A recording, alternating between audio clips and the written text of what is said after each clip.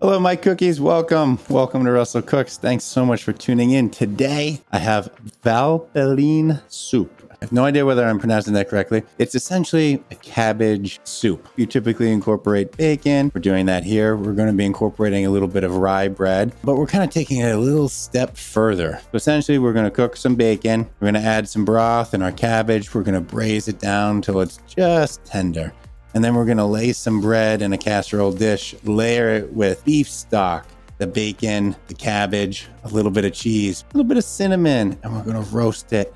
Delicious. It's easy. It doesn't use a ton of ingredients. But first things first, let's gather our ingredients. You are going to need some beef stock. I'm going to be using a little bit of chicken stock as well. I love this. It's good depth and rounds out the flavor profile. Straight up beef can sometimes taste a little tinny, but if you only use beef, that's fine too. You're gonna need a little bit of cinnamon. We need some Fontina cheese. You're gonna need about a half cup of cut up bacon here.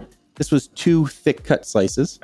You need a pound of rye bread. Now this is old and kind of staled out. If you get it fresh, let it sit out uncovered just to get a little stale. You don't need to toast it. You're also going to need 1 small head of cabbage. Savoy cabbage is preferred here. If you can't find it, green cabbage is fine. You're also going to need some olive oil, some butter, and of course, some salt and pepper. Now that we got our ingredients, let's get cooking. To get started, I have a pot on the stove here. I've also preheated my oven, 400 degrees Fahrenheit, 200 centigrade, middle rack. You're also going to need a pretty big oven-safe casserole dish, standard size, round, rectangular, doesn't matter. Add about a tablespoon of olive oil to my pot here. Just gonna preheat it a little bit with the bacon. So cold start to this bacon. I'm gonna let it get a little crispy and then we're gonna add our cabbage. All right, I have it on medium heat now. Let's cut up this cabbage. It's kind of like a coarse chop, really easy. I like to remove the 2 exterior leaves here. Just make sure everything is clean. I don't know where it's been. You can wash it, but I just like taking out these leaves, seeing how clean it is on the inside. Got a small head here. If you feel like yours is a little too big, you can always just take out some exterior leaves. That'll shrink it real fast. Just gonna quarter it, and we're gonna cut those in half. Now I'm just gonna cut it 1/2 inch, 3/4 of an inch, just like this. Nice and easy. And here's some bacon popping. I'm just gonna give it a stir. Who needs scented candles? Just cook bacon. And our bacon's getting pretty close. We're almost there. It doesn't have to be super crispy, super brown. Just pretty much want all the fat rendered out. We're looking good. We're gonna add our cabbage and we're just gonna start to sweat it down. It's gonna take about 4 or 5 minutes here. I've dropped my heat down to about medium low. I'm now gonna cover it. I'm just gonna let the cabbage kind of release all its liquid here. While that cabbage is kind of sweating, let's prep our bread. It's fine to leave nice big pieces here. This is a fantastic rye bread. It is stale. If you don't have rye bread, white or wheat country loaf, a boule is fine to use.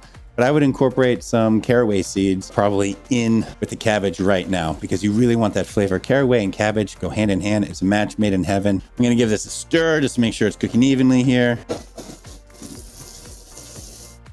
I'm just gonna decrust this bread, kind of like if I'm making a sandwich for one of my kids. I just think the crust can get a little tough. Yeah, there's gonna be liquid in there and it's gonna absorb, but I like a consistent texture here. And the crust is going to be a different texture than the rest of the bread. So that's one of the big C's in cooking, consistency. And it doesn't just mean doing the same thing over and over. It also means consistency of the food. All right, I have my bread. Hopefully that's enough. I got a little extra in case I need it. It's about a pound. Should need a pound. We have sweat our cabbage here. We got a little bit of nice browning. That's fantastic. Good flavor. Now it's time for the broth. So I'm going to use a total of 6 cups of broth. I'm going to do 4 cups beef, 2 cups chicken. You can do all 6 beef if you want. Now we're going to bring that up to a simmer on high heat. As soon as it hits a simmer, low heat, we're going to cover and we're just going to let it cook through so the cabbage is nice and tender. You want it to be like tooth tender. You want to be able to bite through it, no stringiness, but you still want some texture. You don't want a complete mush. This is going to be about 5 minutes. We're also going to need some thinly sliced Fontina. So I'm going to take this time to slice up this Fontina. I'm just going to cut it maybe 1/8 of an inch thick. You don't want it too thick, 1/4 inch at the most. Doesn't have to be perfect. There's no Michelin stars here.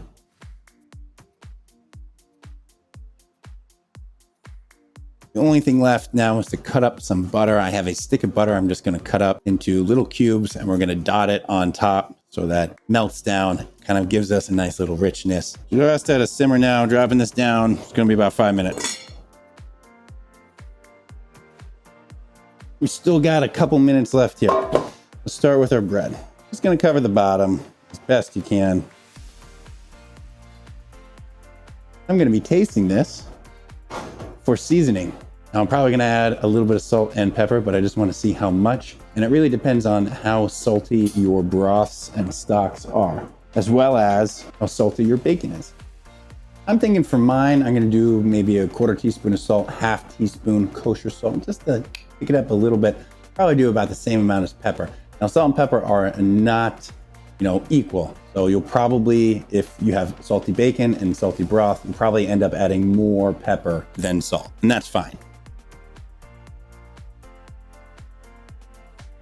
All right, here we go. Now comes time for the layering. Now you can strain this out, save the broth, because we're gonna pour it in at the end, but I'm not gonna do that. It's gonna dirty some bowls, it's gonna dirty some strainers. I don't need that. If you get something what's called a spider, you can use this. You get the cabbage and the bacon out, you leave the broth, like a strainer. It's like a wok strainer. Sometimes they call them that. They're fantastic for frying, and then other stuff like this. So I'm gonna take about 1/2 the cabbage and 1/2 the bacon, because we're gonna be doing 2 layers, so 1/2 and 1/2, 1/2 here. I'm just gonna spread it over the bottom. And it's fine if it's you get a little beef broth in there. There's no harm, no foul. Spread it into a nice little even layer. Make sure you save enough for the next layer. Now you know what time it is. Time for the cheese. To really layer it on, use about 1/2 your cheese, so about 8 ounces.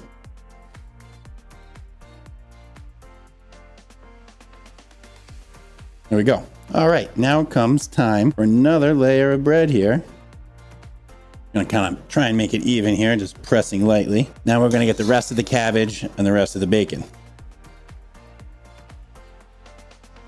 All right, now it's time for the cheese again.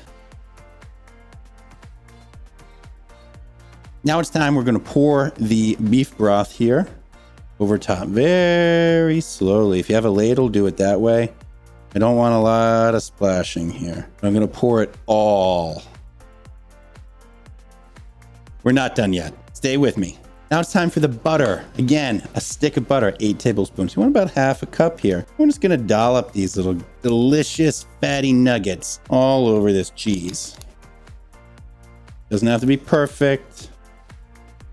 Next up, last up, before this goes in the oven, I'm adding a little bit of cinnamon. I'm gonna start with 1/2 teaspoon, see where that gets me. I can add up to a teaspoon. I wouldn't do more than that. I think a 1/2 teaspoon is perfect. So I'm gonna put this in the oven. The oven is 400 degrees, middle rack. It's gonna take about 30 to 40 minutes. You want it bubbly. You kind of want it golden brown on top if you can get it there. It has been about 30 minutes. I'm gonna go ahead and take it out. I think we're right there. We got some bubbles around the side. We got nice browning over the whole thing, and it just smells of cheese and bacon and cabbage and beef and a little bit of cinnamon. This is gonna be fantastic. Careful, this puppy is gonna be hot. Now, I suggest small, kind of wide, shallow serving bowls for this. I'm just gonna dig in. It's nice and hot, but I don't wanna wait. Still very soupy here. Look at that cheese. Give it a taste. Oh, it's really hot.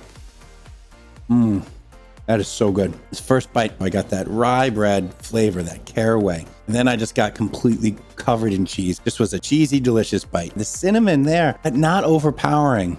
Cabbage still has really nice texture. It's not hit you over the head cabbagey. It has this little bit of sweetness that just kind of helps balance that richness and the saltiness from the broth and the bacon and then the salt we added. It just really, it hits all those flavor notes. It's comfort in a bowl. It's like so hot, but it's so good. I'm willing to burn my tongue to eat it.